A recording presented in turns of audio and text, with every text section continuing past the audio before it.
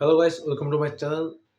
সাফ আন্ডার 19 চ্যাম্পিয়নশিপের ম্যাচ চলতেছে এবং আজকের ম্যাচে নেপাল আন্ডার 19কে 4 গোলে হারাইছে বাংলাদেশ আন্ডার 19 ওমেন্স।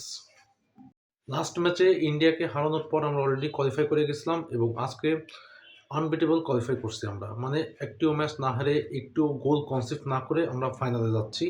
আশা করি ফাইনালেও আমরা জিতে যাব। অন্যদিকে ইন্ডিয়া আজকে ভুটানকে 8 গোলে হারাই দিছে, যার কারণে তারাও ফাইনালে যাচ্ছে এবং ফাইনালে ইন্ডিয়া ভার্সেস বাংলাদেশ হবে আবার।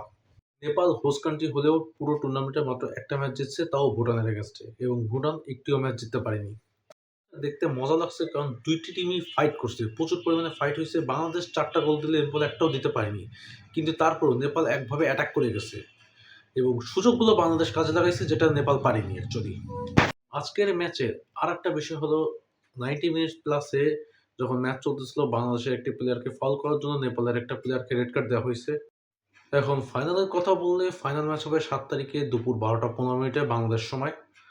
ফাইনাল হবে ইন্ডিয়ার এগেনস্টে, এবং ইন্ডিয়ার বিষয় যেটা, ইন্ডিয়া যে পুরো টিমটা তারা হচ্ছে পুরো আন্ডার 17 টিম, কারণ তারা আন্ডার 17 এশিয়া কাপে কোয়ালিফাই করছে এবং তার প্রস্তুতির জন্য তারা এই সাব টুর্নামেন্ট খেলতেছে। সো তাদের টিমটা পুরো আন্ডার 17 টিম, তারপরেও তারা প্রচুর স্ট্রং আছে। সো তাদের সাথে ওইভাবেই ফাইট করতে হবে এবং ফাইনাল ম্যাচটা একটু ডিফারেন্ট হবে। অবশ্যই আমরা লাস্ট ম্যাচে জিতে গেছি, তাও ফাইনালের জন্য প্রস্তুতি আলাদা, কারণ ফাইনাল। কিন্তু বাংলাদেশের কোচ যেহেতু পিটার বাটলার, সেহেতু টেনশন করার কোনো কারণ আমি দেখতেছি না, এবং একটু ভালো খেলেই আমরা জিততে পারবো, এতে কোনো অসুবিধা হবে না। সো আশা করি আমরা জিতবো।